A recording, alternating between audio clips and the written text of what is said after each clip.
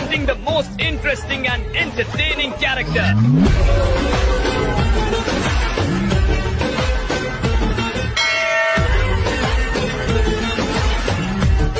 अब होगा एंटरटेनमेंट शुरू।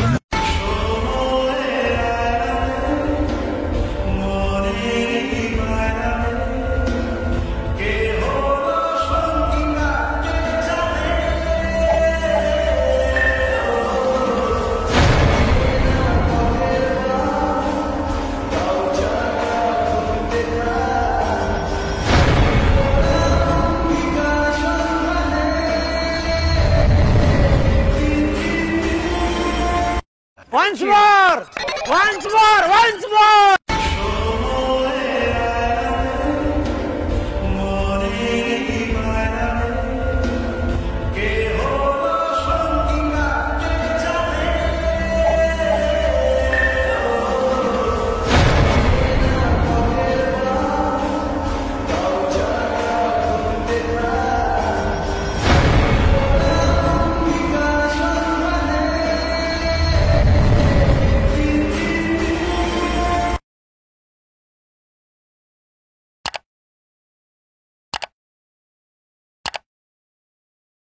Let's see the tutorial in a light motion.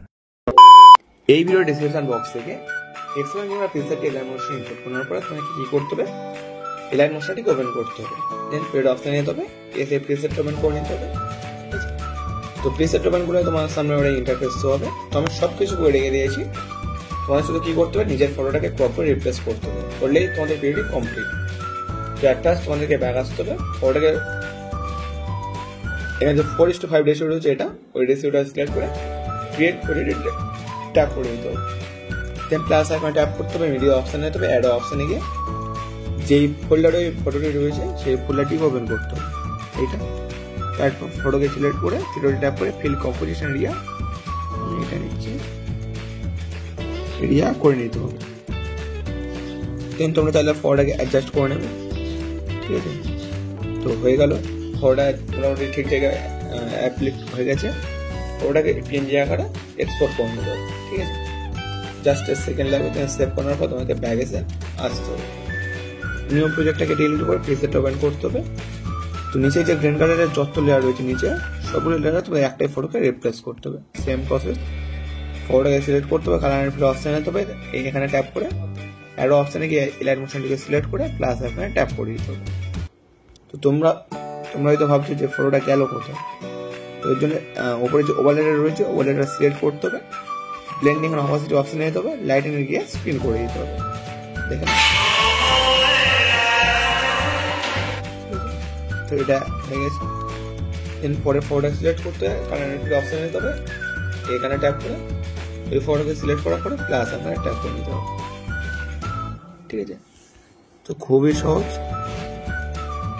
এরকম করে তোমরা করে নেবে, আমি আর এক্সট্রা করে করছি না, ঠিক আছে।